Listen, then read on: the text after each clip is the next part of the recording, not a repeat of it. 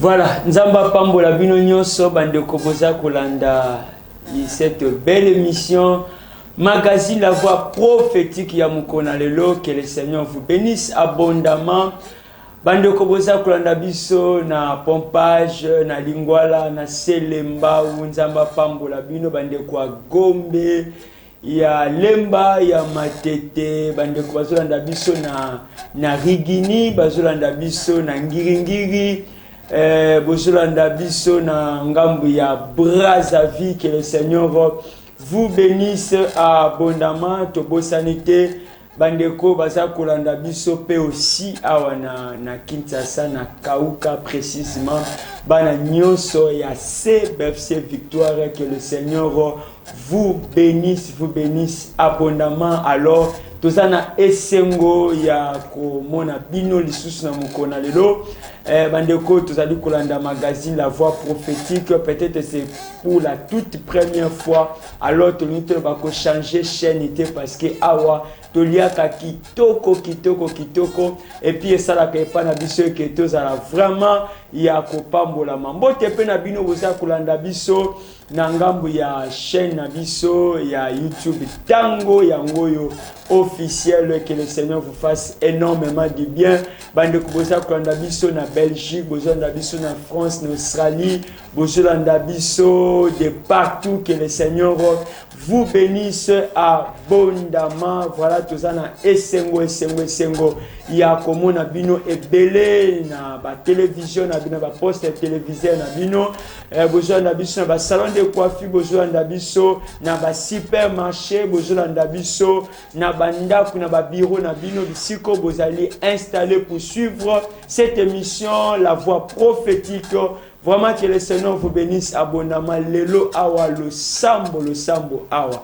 Lelo awa tozolo bae que Nzambe a visité beaucoup de familles parce qu'il y a un programme, c'est un numéro spécial ya Mukona lelo.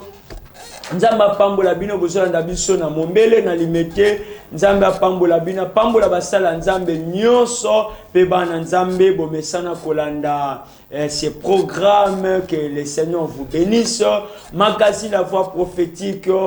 N'hésitez pas, veuillez nous contacter. Alors numéro allez afficher na bas écran na bino ou au cas contraire plus 243 89 156 2801. Magazine La Voix prophétique avec votre humble serviteur le pasteur Marc Ekembe. Le Lotozana numéro spécial pour vous dire que un numéro spécial. Alors rechargez déjà, n'hésitez pas de nous appeler. Alors Kobipete Bengabiso parce que ces programmes, ces 6G, vous allez partager les lots.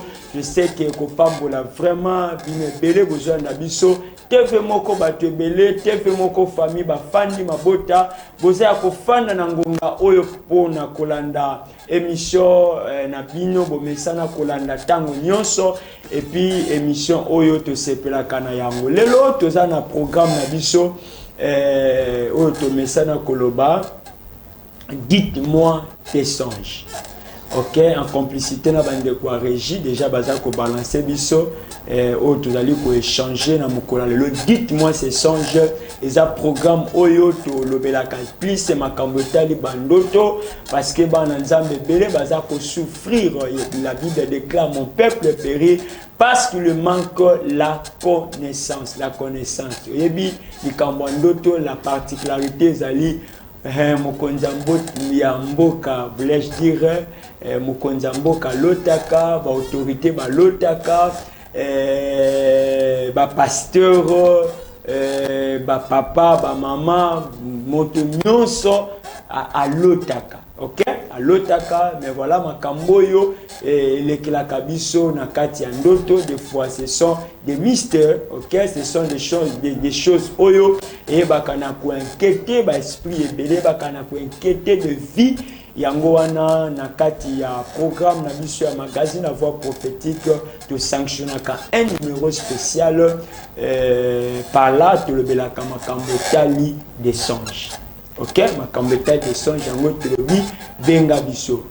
benga biso, partager na biso, expérience na yo, partager na biso, ba réalité aux alliés, ko traverser na yango, na o etali, makambo ya ndoto, makambo etali ya bandoto, yango wana ezali makambo yo, ezali kotumisa bana nzambe be, na lobaka yango ya plusieurs personnes, bakoma quand même na stade oyo, capable même ya kufuir, akima ta chambre na ye, akima même ata, moi si akima même ata mbeto na ye, parce que il n'arrive pas à se maîtriser, il n'arrive pas d'aimer, sa conscience n'est pas tranquille, son esprit n'est pas tranquille. Yango za ko sale ke bele ya bato na tango tuzali kolobela bana mike baza kolota, bakolo baza kolota, na kata famille bato baza kolota, ok?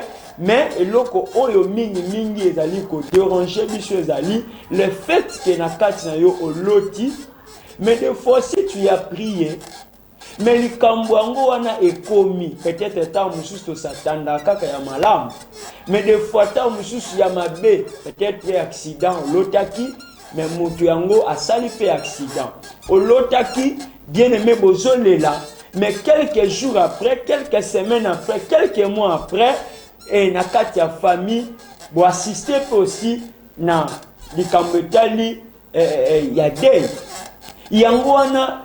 Derrière les songes, qu'est-ce qui est caché derrière les songes? Qu'est-ce qui est caché derrière mes songes? Pourquoi je suis tout le temps attaqué par mes songes? Pourquoi je suis tellement combattu, tellement poursuivi par mes songes? Réalité nini? En fait, problème nini? Na kati ya vie na ngai, na kati ya libota na ngai. Bien-aimé dans le Seigneur, dans la Bible, ba roi ba lota. Dans la Bible, ba riche ba lota. Dans la Bible, ba son, ba pauvre aussi ba lota. Ok? Yo moto yo, des fois, osa ko négliger ba songe. J'ai un passage, na lingi rapidement, peut-être 2 ou 3. Tozo linga ekeba na nzambe. Oto mesana kolanda magazine La Voix prophétique avec ses programmes riches, dites-moi ces songes, un programme oyo ezali kosunga biso et bele ya ba famille, mais aussi oyo bato bazali kobika na likambo etali ba songe. N'hésitez pas, bien-aimé, appelle-nous parce que makambo tozoloba et bele ya ba famille, bele ya ba vie ya bato bazali ko souffrir na likambo etali des songes. Ok? Des songes. Nombre chapitre 12, le verset 6. Ça, c'est une vérité. Avant que tu aies simba, thématique na biso ya lelo, sujet na biso ya lelo, otozoloba, yangai ekozonga. Yangai ekozonga. Mais bien avant, tu nombre 12 et 6. Le Seigneur leur dit, écoutez bien ce que je vais vous dire. Quand il y a un prophète parmi vous, le Seigneur, je me fais connaître à lui en vision, je lui parlerai en rêve. Ok? Nombre 12 et 6. Nombre 12 et 6. Le Seigneur, je me fais connaître à lui en vision, je lui parlerai en rêve. Nakotalisa manaye na nzela ya bimonileli, na nzela ya ba vision, pe nakolobela na kati na bino mosakoli, na kati na bino un prophète, nakolobela ye na nzela ya bandoto, nakolobela ye na nzela ya ba rêve, nakolobela ye na nzela ya ba songe. Bien-aimé dans le Seigneur, tango tozoba likambo bandoto, makambo bele o ezali caché derrière les songes. Pourquoi dans ta vie, ozo comprendre et qu'il y a certaines choses ezo komela yo, ezo koma na vie na yo, simplement parce que tu avais négligé au départ un rêve. Tu avais négligé au départ un songe. Voilà pourquoi les lots, rien ne marche dans ta vie. Voilà pourquoi aujourd'hui, bien-aimé, tu essayes de forcer.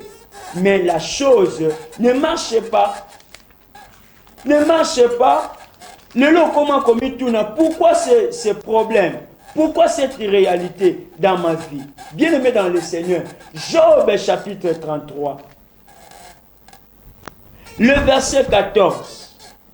Pourtant Dieu parle de différentes manières, mais personne n'y fait attention. Ok? Dieu parle, mais personne n'y fait attention. Il parle la nuit par des rêves, par des visions, quand un profond sommeil saisit les humains et qu'ils dorment sur leur lit. C'est là que Dieu parle. Dites-moi tes songes. Par tes songes. Bien, mais l'obi tokoye bisayo nanyo yokozala. Par tes songes, l'obi tokoye bisayo. Ton avenir est réservé avec quel type de combat? Ton ministère est réservé par quel type de combat? Ton mariage est réservé par quel type de combat demain? Les songes que toi tu négliges aujourd'hui. Les songes que toi tu ne fais pas attention aujourd'hui. Bien aimé, ça peut capoter demain. Ça peut tout basculer demain. Ça peut t'amener, bien aimé dans le Seigneur, dans ta vie, de connaître les échecs des problèmes. Seulement le fait de ne pas saisir, ok, tes songes ou encore tes rêves. Makamboyo, nzamba zoloba. Peut-être des problèmes na yo. Ndotoni no solo te a cela 2 ans, 3 ans, mais bah fait nango zo continuer ko vivre na. Bah fait nango zo continuer ko vivre yango na kata vie na yo. Ndotoni, dites-moi tes songes. Nzamba pesa batoli kabona se ya moyo. Moto mususu alota na tongo azana capacité ya koyebisa bato ndoto na ye. Mais problème ezali problème d'interprétation na yango. Ba mususu pe na kata ndoto azwaka juste une partie, peut-être c'est une pièce. Mais le vrai problème ya ndoto bayeba yibi yango. Bayeba yibi yango atikali juste na une partie et il n'arrive pas à s'en sortir. Que le Seigneur te bénisse. Au salichoa ya malam ya kolanda magazine la voix prophétique. Alors toujours poursuivre. Le loto zoloba yanga ekozonga. Yanga ekozonga. Bien aimé, Genèse chapitre 20. Genèse chapitre 20. Prends le temps de lire cette portion d'écriture. Et que sunga yo na makambe belé otolingi toloba. Parce que la télé est un problème, il y a tant. On ne saura pas tout dire, mais néanmoins tolingi to fait ça essentiel au que nous comprendre. Au que nous comprendre et que dans ta vie, tu es appelé à faire une lecture sur les problèmes des songes. Yo mwasi alibala ndoto nyonso za ko négliger te. Yo mobali ndoto nyonso eza ko négliger te, quelque chose na kata ndako alibala ou encore on se retrouver pas na do landanga makambo na jolo. Ndoto nyonso eza ko négliger te. Yango wana bien aimé. Bato ebele lelo baza ko subir des fois ba torture la nuit. Ba mususu na kata vie na ye une bonne partie. Ya ye makambo na ye belé c'est la nuit. Mituna na ba voyage ni yo sala. Na mutuka bomati bo bando kende Au salaka ba voyage, il y a distance à Moulaï et natamoko sutuki. Et zalaki ndoto. Au suki wane zalaki ndoto. Monsoyo miyebate que ta vie, tu as des combats. Luka basali na nzambe. Parce que oyebaka te okendaka wapi. Nalingi totanga Genèse chapitre 20. Ok? Abraham dit, en parlant de sa femme Sarah, c'est ma sœur. Alors Abimelech, roi de Guérar, l'a fait enlever. Mais Dieu se montre à Abimelech dans un rêve pendant la nuit. Il lui dit, tu vas mourir à cause de la femme que tu as enlevée. En effet, elle est mariée. Abimelech ne s'est pas encore approché d'elle. Il dit, Seigneur, mon peuple et moi, nous sommes innocents. Est-ce que tu vas nous faire mourir? Quand même, c'est Abraham qui m'a dit, c'est ma sœur. Et elle a dit, c'est mon frère. C'était vraiment sincère et je n'ai rien fait de mal. Dieu lui répond dans un rêve.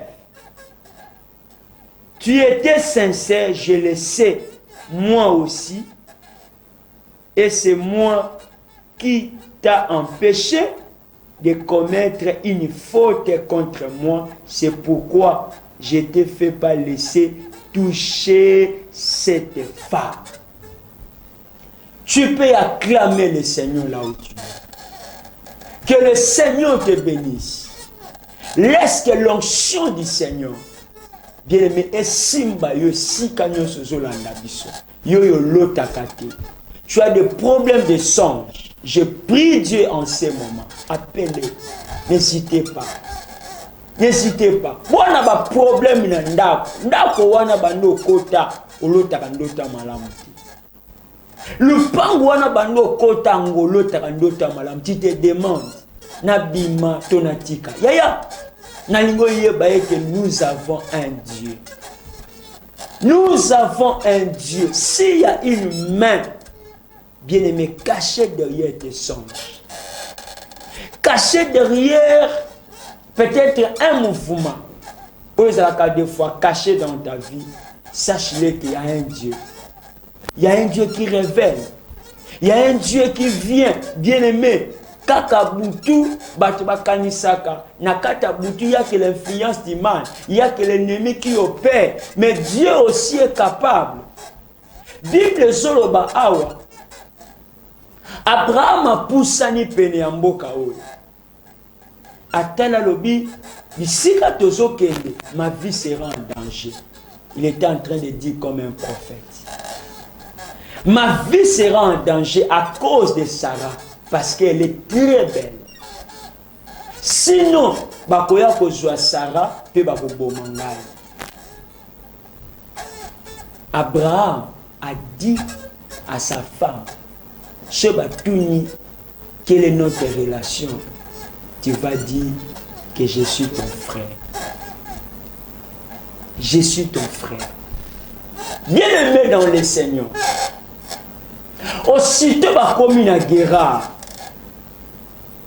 Ba service ya roi. Ba otala Sarah, ba pointer déjà Sarah. Quelques jours après, quelques temps après, bien aimé dans le Seigneur, ba koya kozwa Sarah pe ba memi et pas mokondi. Bible lobi na version ya parole de vie. Sarah a été enlevée. Sarah a été enlevée. Bien aimé dans le Seigneur, Moussala Yozua Yakwa enlevaka bateau. Parce que tu es mieux payé. Sache-le, bien aimé dans le Seigneur. Bisika o ezali enseignement na biso que nous allons aussi prier. Bien aimé, et dans la sika mususu bakota raté. Il y a des personnes à cause de leur alliance. Je le dis bien, à cause de leur alliance. Bien aimé, il y a eu aussi mbaté. Cette année 2024, je proclame, oh il y a eu aussi mbaté. Juste Sarah va enlever. Bisika oyo Sarah kendaki azokanisa son mari. Aokanisa Abraham. Motema passe. Motema passe, motema passe. Et on souke la ngai ndenge nini. Mboka otoye toza bapaya. Et on souke la ngai ndenge nini siko toye toi na batote, na famille. Bien aimé dans le Seigneur. Peut-être ça aussi Kanayo. Alors Abraham ne savait pas. Mais Dieu s'est levé la nuit. Bible solo bananga yawo. Dieu se montre à Abimelech dans un rêve pendant la nuit et lui dit, tu vas mourir à cause de la femme que tu as enlevée. Dieu vient parler à Abimelech, le roi de Guérar. Mais en même temps, Dieu prononce aussi une sanction. Dieu prononce une sanction contre le roi Abimelech. Dieu a dit, attention, tu vas mourir à cause de cette femme. Mon frère, nanu aza côté na yo. Nanu yo aza na côté na yo. Aza na côté na, fais attention. Dieu a dit à Abimelech, attention, tu vas mourir. À cause de la femme. Dieu précise, à cause de la femme que tu as enlevée. Cette femme-là, elle n'est pas libre. Elle a un mari. Bien aimé. Nahabite sika oyo salaka. Nahabite na société wana musala kozwa bana basi ya bato. Yo obanga kate. Moi si ni yozo vivre na ye. Peut-être au sali yango mais na kati na yo ozo yeba te danger ni ozo courir dans la vie. Ma sœur ozolanda biso na magazine La Voix Prophétique. Peut-être comme la yo vie wana. Au message déjà na kata vie wana. Mais sache-le, il y a un début, il y a aussi une fin. Il y a un début, il y a aussi une fin. Peut-être les gens vont se retrouver dans la maladie, peut-être tant mususu. Les 30 minutes que tu as passé avec cet homme-là, na flat.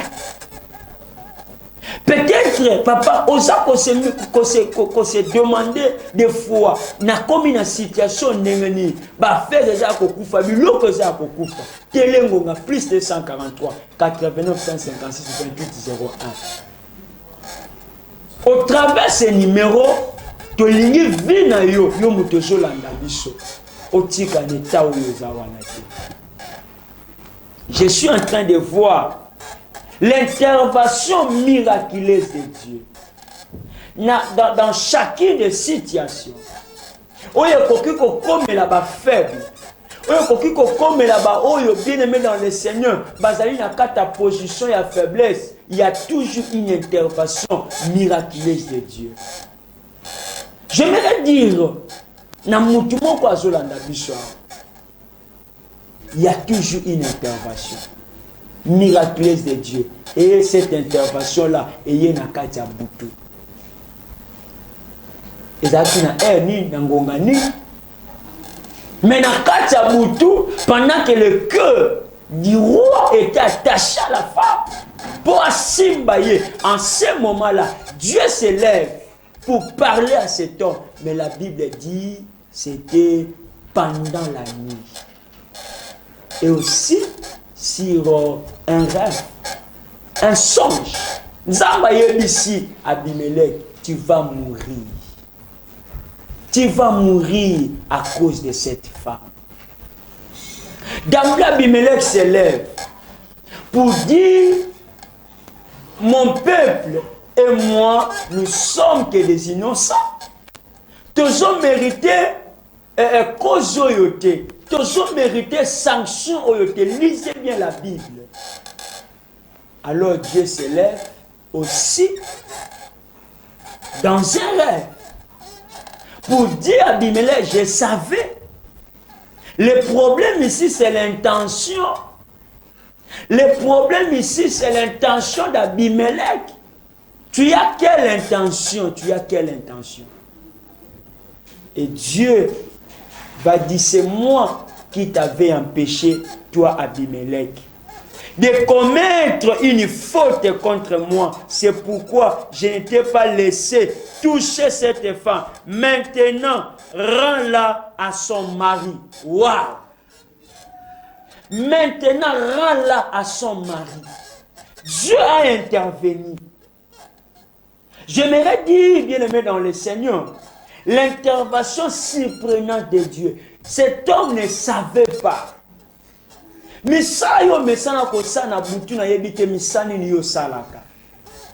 aimé, il y a un jour où Dieu est capable, il y a côté le mako s'y prendre yo, il y a côté le mako arrêter yo, il y a quoi arrêter cette main, la main de la sorcellerie, cette main là de la magie. Bien aimé, boutou misani yo salaka. Misani yo salaka. Tu es là en train de bloquer la famille. Tu es là, bien aimé, en train de faire des choses. Lobby na lobby wana. Libota bat bakozaka na kinyate. Pourquoi? Parce qu'il y a des personnes. Il y a un bien aimé, Zamba Pambola yo. Toujours la nuit, il faut te lever pour prier. Te lever pour faire des déclarations. Te lever bien aimé dans le Seigneur pour contrer toutes les forces négatives. Tant que bien aimé, et ça tant qu'on l'a la terre. Parce que nous savons l'ennemi est en train de rôder comme un lion. Tant que nous faisons la porte, il y a un moment quand même belé et je commets la vie en vie. Nzamba Pambola yo. A Pambola de Kozola Ndabiso, dites-moi tes songes.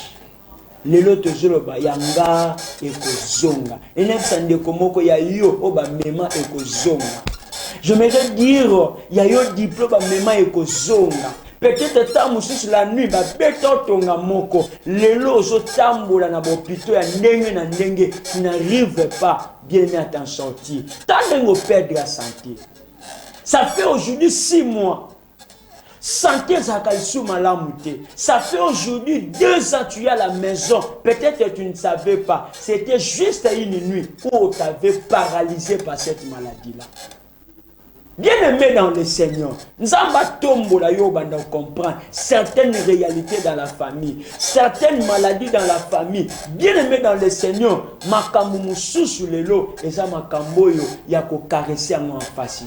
on doit se lever pour condamner, on doit se lever pour prier. Nous avons soulevé une armée. Autre que nous comprendre ma cambo, na sens physique, mais au sens spirituel. Au sens spirituel. Peut-être mais les gens connaître des problèmes liés dans ta santé. Ma soeur, est-ce que situation où il faut continuer la vie?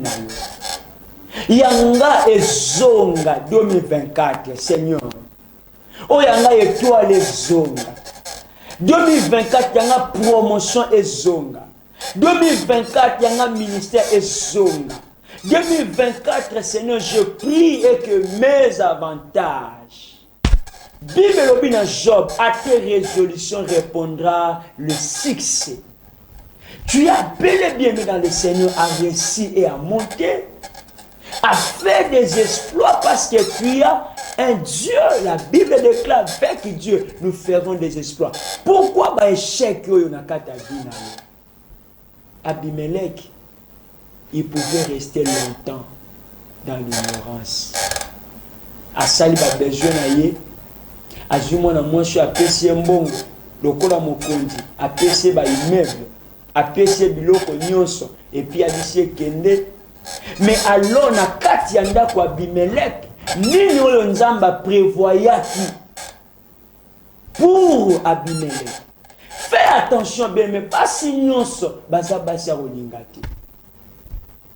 Mon frère, basi nyonso na kata vina.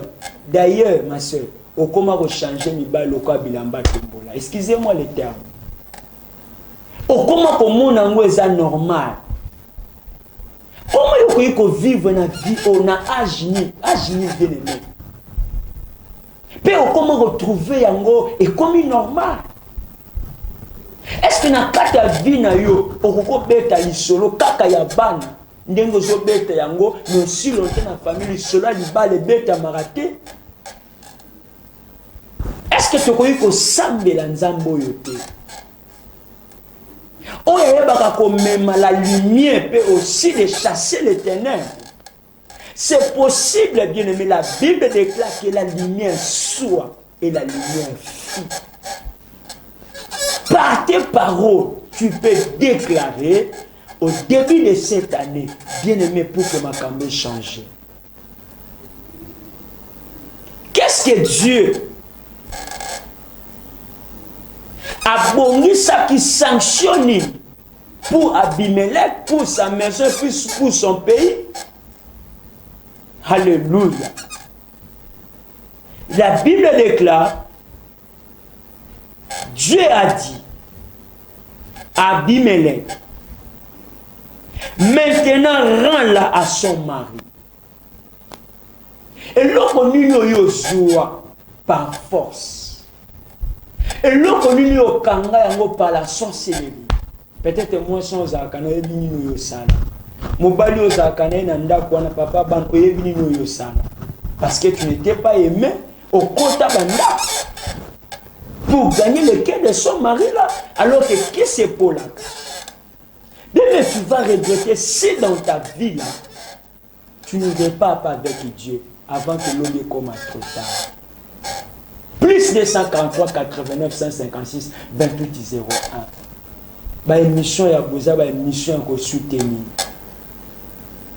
Il y a que soutenir bien aimé pour que bateau moussou soupe, bah bika.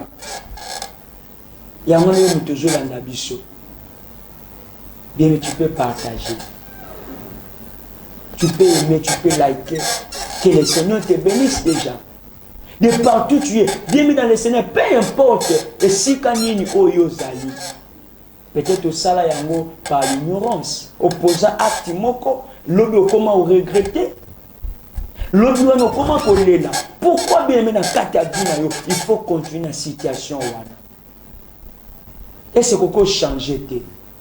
Prie avec moi et dis, yanga et kozonga. Yanga ekozonga. Yanga ibana bakozonga. Yanga musala peu importe si qu'on a commis lelo, ozo peut-être un problème na ba justice lelo. Tu te demandes peut-être pour le bon comment comme molili a libote telemaki. Pour yo lelo longwa musala. Ndako bandia ko fana lelo tala bio koma na yango. À cause d'une main de la sorcellerie. Bien aimé. Nalingia ke yoyo ojili pakumala ya kolanda magazine peut-être ça problème ya mbongo ya finance na yo. Tu avais remarqué un jour bungi ça tous mais na physique et spirituel na ndoto peut-être tant mususu obungi ça porte-monnaie na yo bando banda koluka peut-être là tu as un problème d'argent problème de finance.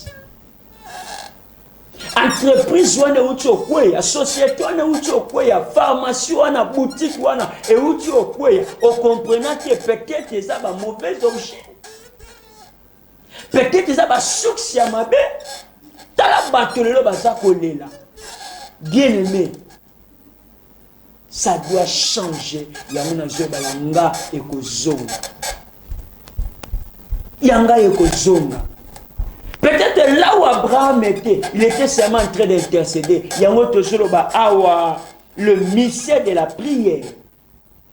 Le mystère de la prière. Yo, Kabibi Lobi, maintenant rend là à son mari. C'est un prophète, il priera que tu restes en vie. Si Abraham ne prie pas pour Abimelech, c'est la mort. Si Abraham n'intercède pas en faveur d'Abimelech, c'est la mort. Bien aimé dans le Seigneur, yango na loba awa kokota bisika nyonso tuté. Okota wapi? Osimba nini? Obotola nini? Obotola ya nani? Obotola ya nani? Ozwa ya nani? Tala ebele ya batu lelo baza kolela. Tala ba ministère ebele lelo za kokweya.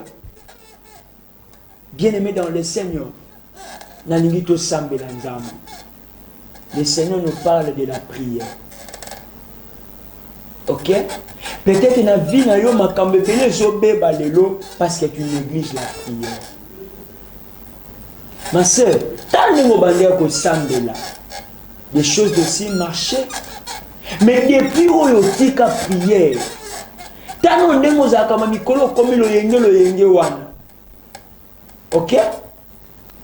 Pour toi, et l'oko yo mono négligé, c'est la prière. Tant que vous avez bota makambe komi. Koto mobile les osimba te, relation na fiancé banda bobandi, les osimba les sous-souté. Mobile a commis na yo par exemple na ba parti moko boye azo sepel jusqu'aux années yo longtemps te ndenge bozalaka auparavant lelo makambo zo kende de mal en pire. Est-ce que tu ne peux pas ressaisir le temps? La Bible déclare racheter le temps car les jours sont mauvais. Au quotidien na kata relation na yo. Bando que nous les autres que le à chaque façon qu'on fait aux zolota par exemple et ça peut-être quand na yo balanda ko na mbeli groupe moko batu balanda ko moye ba ko identifier ngote bisika moko bolota ka très souvent bien aimé dans le Seigneur identifie bien tes songes. Identifie bien tes rêves. C'est ce que j'insiste dans cette année.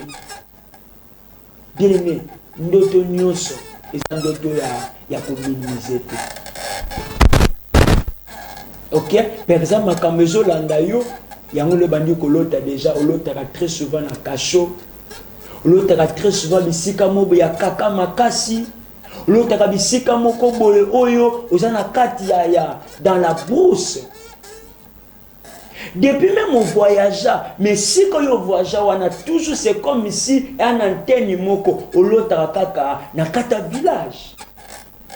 Mais village, ce qui est pire et bizarre, on y est pas même village na binoté, mais on te fait voir ça la nuit. Pour toi là, on a un problème en mariage, mais la nuit, bien aimé dans le Seigneur, peut-être un mariage moko qui déjà célébré. Au nom de Jésus.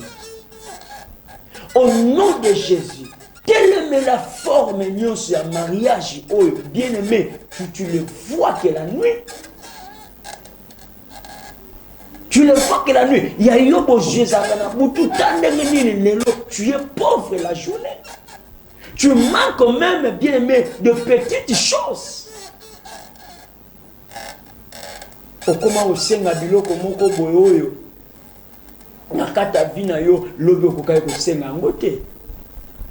Simplement parce que au kangi motema. La Bible dit rends-la à son mari, c'est un prophète, il priera pour que tu restes en vie. Si tu la rends pas, tu dois savoir ceci, tu mourras sûrement toi et toute ta famille. La famille elle est innocente. Mais à cause de l'acte où Abimelech, ce qui a posé yango, les bota na dans la passe. Plusieurs familles aujourd'hui là parce que tata qui na au côté à Simba biloko abatu. Il a touché au fétiche. Il a touché aux choses au lelo dans la famille. Bien aimé, aujourd'hui là, qui m'a exaté. Pas pour te couper là. Pe ba couper zo landana. Libota te fandi mais changement exact. Est-ce qu'il n'y a pas moyen cette fois-ci au Lukanzambe te basangaza? Car rien n'est impossible à Dieu. Que personne ne te trompe.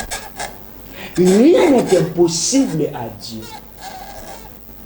Moi aussi, ça va chanter parce que ta vie a conditionné à œuvre inachevée. Mingi olotaka bandako esilate. Mingi olotaka kaka ozotonga, mais dans la nuit là, bisika yo tongaka. Des fois, vie na yo eza conditionné surtout comme c'est que par exemple lobby na mona vie nanga na otongaka bandako ebele. La tromperie du diable dans les rêves. La tromperie du diable dans les rêves. Bien aimé, parce que minute na biso sili. Tolingi to sambe la pona yo motolandi biso. Ça, c'est un numéro spécial. Nalingi to partager yango na ba groupe na biso. Moi na nzambe moka yo ka message et obikisa ye pe ko bikisa famille. Peut-être aux ana ka ya Abimelech quitté. Dieu avait voulu mettre dans la famille d'Abimelech la stérilité. La stérilité, pas par un homme, mais par Dieu. Il a fallu, et pas Abimelech à s'incliner. Nous avons un Dieu de solution. Dieu a dit à Abraham, cet homme c'est un prophète qui priera pour toi. Il a fallu pour Abimelech assimiler à la sincère, se repentir. Un jour, Isaac, dans la Genèse, il avait imploré Dieu pour la cause de la stérilité de sa femme. Et Dieu avait exaucé la prière d'Isaac. Dieu de grâce, je lève ma main au début de cette année, car la Bible dit, à tes résolutions répondra le succès. Que le Dieu de solution asimba akota ba problème na yo o ba yiba to ba mema to ba botolaki e ba na kozonga maintenant na kombo na Yesu. Je récupère ta santé, je récupère ta promotion, je récupère maintenant ba ndoto o bundisa na kata vie na yo. Je récupère ton ministère, je récupère ta commerce maintenant au nom puissant et merveilleux de notre Seigneur Jésus. Prospérer à tous égards. Bisiko kotia makole pesa melayo. Esprit nyonso e contrôlaka. Libota na yo, ministère na yo, vie na yo, musa na yo, mumbongo, activité na yo. Je prie maintenant au nom de Jésus. Oh nyonso ali ya voutuma dans ta vie. Et séché et coué. Et que tu prospères au nom de Jésus. Ba veki na yo ba botola. Biloko no ba botola. Ba kangango na justice. Je prie maintenant, Père, mon nyonso alandi, ces programmes, Père, dites-moi tes songes. Et na numéro oyangai et zonga. Na déclaré 2024, il y a eu zonga au nom de Jésus. Le bande ko travailler malade, le bande ba travailler les sous comme il faut. Na bonde l'inzam, intelligence à ban, o nyonso ba yiba, e banda ko zonga maintenant. E banda ko zonga maintenant. Toi, tu n'es pas pauvre, tu es riche. Déclare ça au nom de Jésus. Je suis riche, je suis riche, je suis riche au nom de Jésus. Que la paix du Seigneur ait accompagné Bino, Bissekagnos Polandi Magazine, la voix prophétique. L'homme de Dieu, cadre idéal. Tu peux aussi donner le message au Bananzambe partout dans le monde, bah vous allez sauver. Contactez-le sur un numéro, vous allez afficher dans bas écran. Nabino et Nzambe ya Lola ase Nabino Bolamo Bele. Que le Seigneur vous bénisse abondamment. Mboti na basala Nzambe nyonso et mboti na bana Nzambe nyonso bisika bolandi biso sans oublier la grande communauté baptiste du fleuve Congo. Que le Seigneur vous bénisse. Aussi Nzamba Pambola bandeko nyonso bolandi biso qui est Silasien, qui est Silasien. Que le Seigneur vous bénisse énormément et nanzela na yo o nyonso bayiba ezonga na kombo na Yesu. Chaîne et pambo ma peine ba nyos ba wisa na chaîne bazala béni. Nous avons la foi et que 2024 ne sera pas comme 2023. Nzambo asekisaka asekisa yo pe apambola yo. La famille Ekembe, soyez énormément bénis dans le nom de Jésus. Tokuta Nikoleza Koya avec un nouveau numéro où Ekopambola biso. Tchai, à la prochaine.